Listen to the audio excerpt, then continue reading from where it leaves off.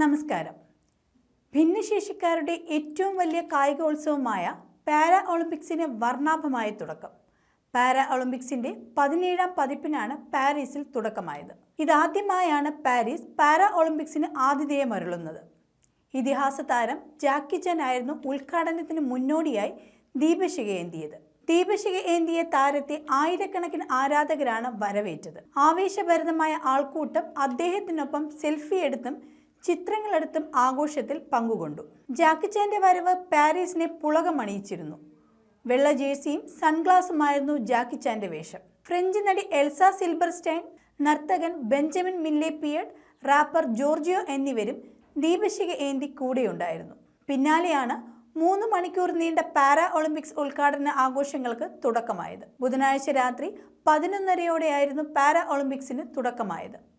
രാത്രി 11:30 തുടങ്ങിയ ഉദ്ഘാടന ചടങ്ങ് പുലർച്ചെ 2:30 വരെ നീണ്ടുനിന്നു. വർണ്ണാഭമായ കലാവിസ്മയങ്ങളുടെ നിറക്കൂട്ടിനിടെ French president Emmanuel Macron para ഒളിമ്പിക്സിന് തുടക്കമായതായി ഔദ്യോഗികമായി പ്രഖ്യാപിച്ചു. ഗെയിംസിന്റെ ഉദ്ഘാടന ചടങ്ങിൽ സുമിത് അറ്റ്ലിനും ഭാഗ്യശ്രീ യാദവും ഇന്ത്യൻ പതാകയേന്തി. 2021 ടോക്കിയോ പാരാ ഒളിമ്പിക്സിൽ ജാവലിൻ ത്രോയിൽ സ്വർണ്ണ മെഡൽ ജേതാവായിരുന്നു സുമിത്.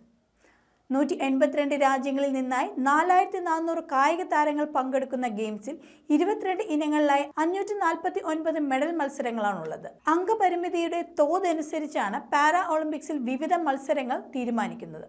ഇനിയുള്ള 11 നാൾ ശരീരത്തിന്റെ പരിമിതികളെ ആത്മവിശ്വാസത്തിന്റെ ചിറകിലേറി പൊരുതി തോൽപ്പിച്ചവരുടെ കായിക നേട്ടങ്ങൾക്ക് ലോകം കൈയടിക്കും. ചരിത്രത്തിലെ ഏറ്റവും വലിയ സംഘവുമായാണ് ഇന്ത്യ ഇത്തവണ പാരീസ് പാരാ ഒളിമ്പിക്സിൽ മത്സരിക്കുന്നത്. ടീം ഇന്ത്യയുടെ ലക്ഷ്യം എക്കാലത്തെയും മികച്ച മെഡൽ നേട്ടമാണ്. ഇന്ത്യയുടെ 84 അത്ലറ്റുകളിൽ മലയാളികളായ പാരാഷൂട്ടർ സിദ്ധാർത്ഥ് ബാബുവുമുണ്ട്. 2021 ടോക്കിയോ പാരാ ഒളിമ്പിക്സിൽ നേടിയ 19 മെഡലുകളാണ് ഗെയിംസിന്റെ ചരിത്രത്തിൽ ഇന്ത്യയുടെ ഇതുവരെയുമുള്ള ഉയർന്ന നേട്ടം. 54 താരങ്ങളുമായി ടോക്കിയോയിൽ മത്സരിച്ച ഇന്ത്യ മെഡൽ പട്ടികയിൽ 24ാം സ്ഥാനത്തെത്തി കരുത്തുകാട്ടിയിരുന്നു. പാരീസിലെ 22 മത്സര ഇനങ്ങളിൽ 12 ഇനങ്ങളിലാണ് ഇന്ത്യക്ക് പ്രാതിനിധ്യം ഉള്ളത്.